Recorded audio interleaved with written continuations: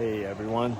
So this video I wanted to talk about, it's pretty much my elevator pitch for Christianity here because it's really embedded in our culture.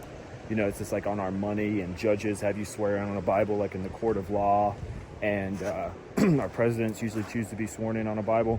So it's very embedded. There's churches all over the place, you know, so I think it's something. So this is something I want to talk about because it kind of leads into a bunch of other things for me. So this is really my elevator pitch. You know, some stuff just from off the top of my head and things I've learned and studied. So to start off, so my point is that the God of the Bible is fake, right? It's all a bunch of fairy tales, and it's truth mixed with lies to make the lie stronger. So that was pretty much the big thing I got on that, was like, that was the mixed truth with a lie, the lie becomes stronger. So there's actually truths in the Bible, and then there's lies. So like some stuff Jesus said was really good, like forgive them for they know not what they do. Because like because I've caught myself, you know, kind of holding a grudge against somebody who was they may have treated me unfairly or something like that, right? And I'm like, this is actually draining my energy. This is occupying my CPU of my brain, right? Where I'm like actually putting thoughts and energy into this. I need to like let this go, you know, and do something else. But then there's also lies. So the lie is that unless you make friends and make a covenant with the Yahweh, Christian God, God is going to give you a new body, and then he's going to send you to a place and torture you for all eternity, right? Where he has all his demons and everything like that are going to torture you. So that's the lie, right? So that's the thing. If they can get you to believe that, then you're sold. Then you have to like make the covenant and everything and say the Jesus prayer and all that kind of stuff. So it's a lie. So what is it doing to our country? What is it doing to families? What is it doing to relationships? Well, if you look at Genesis 11, look at the United States of America, and you'll see a lot of similarities. So it talks about, and Christians, and I found multiple videos on YouTube, and I was taught this. I was a Christian for 30 years. My dad was a pastor, and I was homeschooled all the way through, and we had to learn the Bible. So I think I actually might even know the Bible better than like my parents, honestly, because we actually had this read a chapter, and then we'd have to answer questions for our school, and we get graded on it, right? So if you look, so Babylon is talked about, or Babel, and I think they're the same thing. But so it talks about the Tower of Babel, and so the story is in Genesis 11 that all the human beings came together and they were united politically. And what do we see in the United States of America right now? And this is how it's affecting us, is we have the Republicans and the Democrats. I call them cants because they can't get it done and it's always our fault. And, it's like this great contention, right? It's like all in the news all the time. It's, oh, Trump impeachment. Oh, and, and I see all the hate on the Republican side of Biden. And you see all this division and stuff. And it's like you have to pick one or the other, and then you have to agree. And then there's even been disputes, like with Bill Maher is a good example. I like him.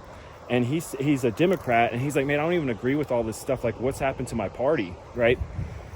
And not to get into too much of that, but how does this relate to the Bible? Well, Babylon is like America, because the United States of America has people from Europe, Africa, Asia, South America, all these different countries, all these different languages, and we're all speaking one language, and we're all in one place. Now, and it's my theory, and maybe someone else has already said this, but for human beings to evolve, we have to come together, like the Beatles said. We have to come together. And if you look at the United States of America, we invented cars, we invented airplanes, we invented computers, we've invented these this medical advances in technology. I haven't researched like who's invented like the X-ray machine, but we can like draw blood and like see like all the levels in your body, and we can find out what's wrong with people. So we've had all these medical advances and stuff like that. And so that's what happens. So we've already seen the results of it, right? Yeah, it's gotten ugly, but if you look at like all the countries and all the history of the world, and Genghis Khan, Alexander the Great, and you look at what's going on, in other countries, like there's civil war, and I think it's Nigeria. There's an African country. There's a civil war. South Korea. There's always contention amongst human beings. We're always fighting and stuff like that, right? So with what's happened in America, like I just watched this movie, Last of the Mohicans. Like it's like with Native Americans and stuff like that, and then we've had our civil war and we've had stuff. But we're really awesome. Like I really love being in the United States of America. I love Babylon. So Babel and Genesis 11 is a place where all the human beings spoke the same language. And it doesn't say that was all the human beings of planet Earth. There was human beings other places. But God, the Yahweh Christian God that all the Christians go and worship on Sunday, the God that's on our money, the God that wrote, is like the author of the Bible, right? Inspired by God, like it was God's, God apparently spoke to these people, right? Disembodied voices talking to people. That's not crazy at all though, right?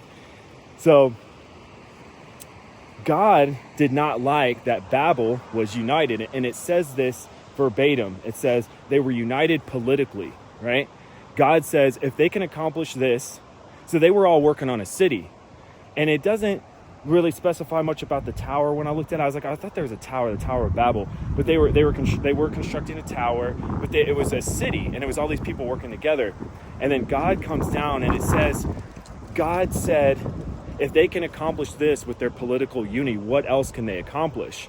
So if God is saying that about Babel, what's he saying about the United States of America? Well, he doesn't like that we've invented cars and airplanes and medical advances and all these like technologies that we've made. Look at the device that I'm recording this on. We have the internet, we have access to all this information. And God didn't like that in the Bible. So God came down and divided them. He said, let us go down. He says it in plural. So guys, these are gods. And you notice how that's one of the things that the Christians always push really hard. Oh, he's the one true God. I only have the one true God. And for those of you who don't know, there's actually God the Father, God the Son, and God the Holy Spirit. They're all three, but they're one, but they're three, but they're one, but they're three, but they're one, but they're three, but they're one, but they're three, but they're one. And so God goes down and confuses all of their languages and gives them all these different languages, is all it says, and then scatters them. And so they stop building the city. And then they're probably fighting wars next to that, right? So I don't like that. I like us all being united. I like us working together. The Christian God doesn't like that, all right? So then also the story, there's human sacrifice in the book of Judges. There's a guy who sacrifices his daughter to God. God asks Abraham, who apparently is the father of the whole world. Apparently, it's kind of weird. It's like your descendants will be like the God told Abraham that his descendants would be like the sand of the seashore and like the stars in the sky. So Abraham's like this really great man. God tells Abraham to sacrifice his son, and Abraham is like, okay. So he goes to sacrifice his son. Of course, Christians will argue, oh, well, he stopped him at the last second.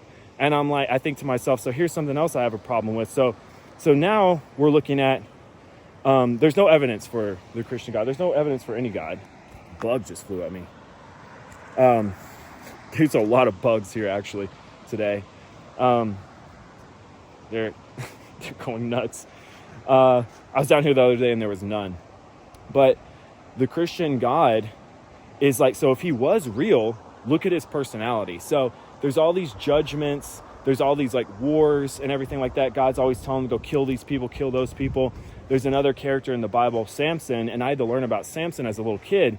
And I recently went and reread his story, and he was a psychopath. He had superhuman strength, and instead of using it to help people, he just used it to kill people, and he would have fits of rage, and he would just went and killed 1,000 people. He burned all this food and everything of these people, and the Israelites were like, hey, they came to him and were like, dude, you got to turn yourself in, because these people are going to punish us or whatever. And then instead of taking the justice or whatever, because the reason that he burned all their food was because he had married this woman, and then he went to go get laid with her, and she didn't want to sleep with him. His dad had given her to someone else, because Samson threw a big fit because he said he made this bet with all these people and all these 30 guys, and he lost the bet. So he went and killed 30 people. It was something like if he bet them 30 two types of clothes, 30 linens and 30 silk clothes, that they couldn't guess his riddle, and his riddle was bullcrap. It wasn't even a legit riddle. And they got the answer from his soon-to-be wife. And then so they gave him the answer to the riddle, and he threw a fit of rage. He didn't even know. It doesn't even say that he knew that happens. And he goes and he kills 30 dudes and takes their clothes and gives it to the guys. So he didn't even give them the 60 clothes. And then plus, I was like, he killed them with his bare hands. So it's wait a minute. So what are these torn, tattered, bloody clothes that he gives them when the bet was for apparently, I guess he didn't say what condition they had to be in, but they're supposed to be high-end clothes. He didn't even give them what the actual bet was, what the wager was.